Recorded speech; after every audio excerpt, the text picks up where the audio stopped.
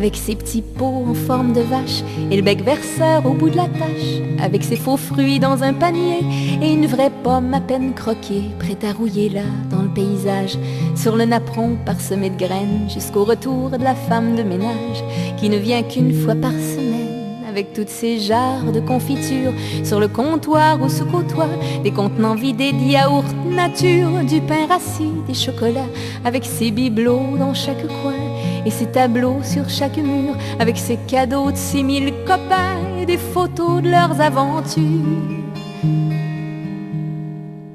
avec ses souvenirs collectionnés pour que tout le monde se souvienne, avec ses sourires bien encadrés pour se parer contre la peine, avec son frigo inhabité à force de se porter absent, avec ses restaurants préférés et son estomac exigeant, le vieux garçon. Cela coulait douce en rabâchant qu'on devrait tous vivre la vie à sa façon, persuadé que la liberté rendait moins con. Le vieux garçon croyait en rien, ni Dieu, ni prêtre, ni rabbin. Le vieux garçon était gentil, un peu rebelle, mais bien élevé, heureux d'être seul dans son lit pour mieux rêver. Avec toutes ses chemises égarées qui rebondissaient dans son salon, après ses longues heures, aller chercher ce qu'il rendait souvent bougon, avec ses vieux disques de Sinatra qui retentissaient dès le matin, avec ses classiques du cinéma qui ennoblissaient les comédiens, avec cette phobie du lendemain qui récompense tant de médiocres, et cette nostalgie d'une autre époque dont il savait tous les refrains, avec son mouchoir au bord de la main et sa vilaine tout mal soignée, avec ses multiples verres de vin et son gosier bien arrosé,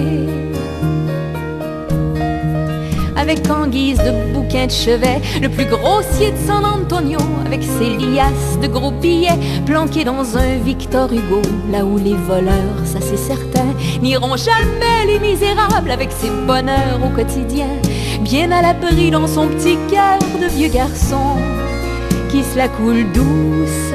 en rabâchant qu'on devrait tous vivre la vie à sa façon, persuadé que la liberté rendait moins con. Le vieux garçon croyait en rien,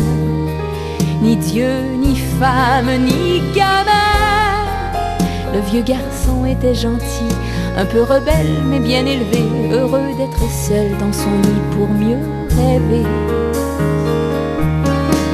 Même si le Clavex c'était stupide de s'empêtrer d'une routine, il prenait quand même une douche rapide, puis un café à la cuisine. Il coiffait toujours ses cheveux mouillés avec le même peigne dents sales, et peignait toujours avant de quitter,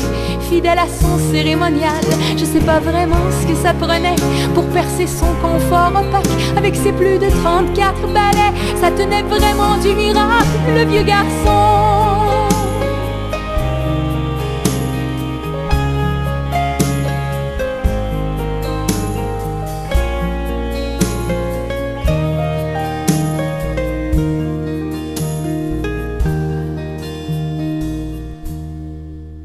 Il y avait quelque chose dans sa nature qui m'intriguait, et un beau jour j'ai osé traverser la clôture qui protégeait son puits d'amour, cet amour qu'il ne donnait jamais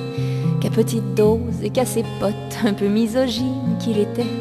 Pourtant il m'a ouvert sa porte, ça sent le pot pourri et les ordures, mais ça sent bon chez ce garçon-là. Il y a comme une fragrance qui rassure, comme un parfum à base de joie, même s'il n'est pas du genre à jurer que l'invitation demain tiendra. C'est un privilège, je le sais, d'être la bienvenue dans ses bras de vieux garçon, chez qui je couche sans lui chambarder son décor. Mais si j'y ajoute une touche du bout de la voix et des mouvements de mon corps, le vieux garçon ne m'en veut pas. Il m'écoute vivre et il aime ça. Il est mignon, il est gentil, un peu rebelle mais bien élevé, et il m'accueille dans son lit